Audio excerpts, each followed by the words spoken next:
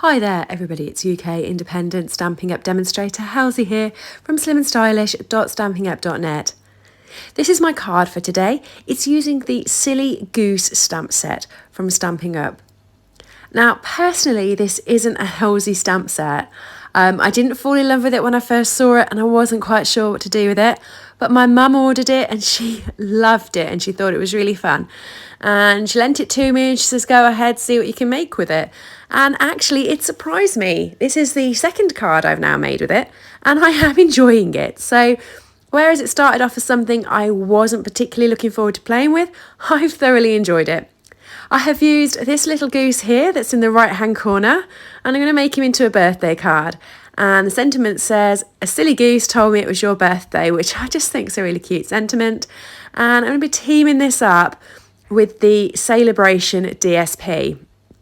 So this DSP is lovely. It's very floral. It's the Dainty DSP. And it's got lots of floral images on it, but when you flip it over to the other side, it's got this sort of textured colour splat, which is just fun. So I've decided to use that with this one. I'm going to put my goose with his little balloon onto my block and I'm going to stamp him using Memento ink because I'm going to be using some blends, and I'm going to put him onto a scrap piece of basic white. Now I'm not going to stamp him in the corner, I'm going to stamp him towards the middle, because I'm going to be die cutting a shape around him and I know I want enough room for the stitch rectangle. For colouring him in, I'm going to be using, I know which one I'm using. Flirty Flamingo. And I'm using it on his beak and I'm using it on his legs, and it's sort of a pinky orange, and then I'm coming over the top of it with a light pumpkin pie. The reason I'm doing that is it's making it orange, but it's just creating a warm effect underneath. I'm going to be using the SU900, which is one of the colour tone blends, and I'm just going to be using that around the edges of his feathers just to give them some texture. I'm not going to be colouring all of them in, just doing the edges. And then finally for his balloon, I decided to take inspiration from the paper, which has these lovely yellows in, and so I'm going to use dark Daffodil Delight, dark So Saffron and light So Saffron to create the balloon and the hat. Personally, if it was me, I'd have gone for Pool Party because I like that colour and that would have made me very happy going off to a party with that. But there wasn't Pool Party in the papers, so I used yellows instead. To finish him off, I'm just going to use the So Saffron just to tie all the colours together and blend it all in. But I'm really not going for like pow colour with this. I'm just going for subtle because the paper is going to do all the talking. Using the stitch rectangles now, I'm going to run it through my die cut machine, and I'm using sort of this middle-sized one just here, and instead of putting him in the middle, I'm actually going to move the frame down and I'm going to put him towards the top so I've got room for the sentiment at the bottom. Now I love our stitch rectangles. I know they've been out and about for ages, so I haven't used them for a long time, but I love coming back to using them. The great thing about them is the stitching goes on the inside bit, so where we stamped you're going to have the stitching around there, but you'll also have the stitching around the outside of the frame too. So the paper that I've actually cut the goose from, I can use again with the stitching around it. So here you are, it's been run through. And as you can see, I can use that if I wanted to because it's got the stitching around it. And because I put it at a fun angle, I actually might have a stab at doing a card like that.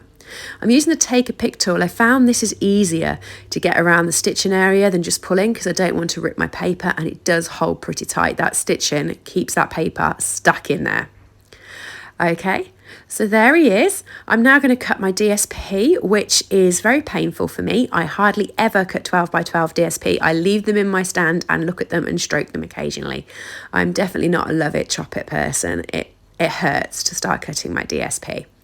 But I'm going to be cutting this down. So this is just under the size of the card. So this is 9.5 centimetres by 14.89 centimetres. And I'm going to be adhering it to some So Saffron, which is 10 centimetres by 14.35 centimetres.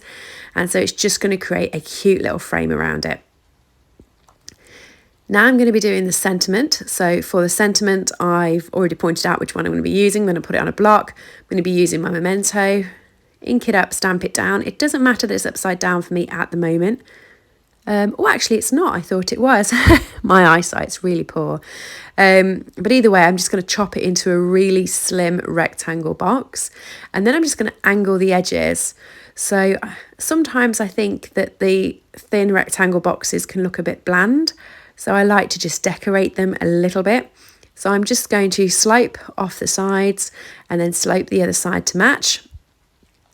And so it'll be able to then go onto my card, and my sentiment will fit just there.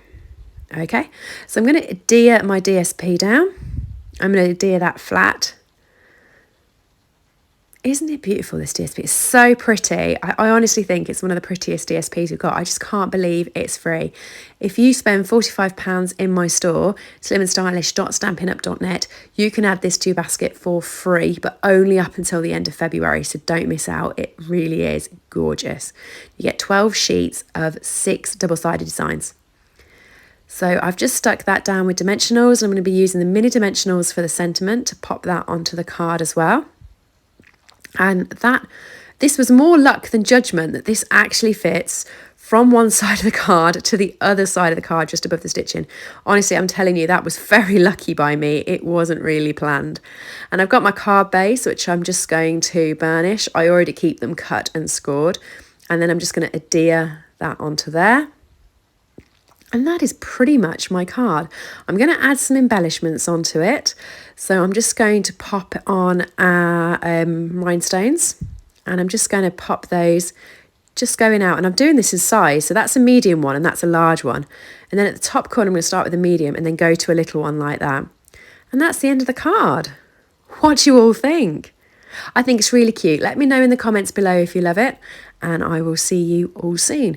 If you're new to my channel, don't forget to like and subscribe for more projects, and everything I've used today is available from slimandstylish.stampinup.net.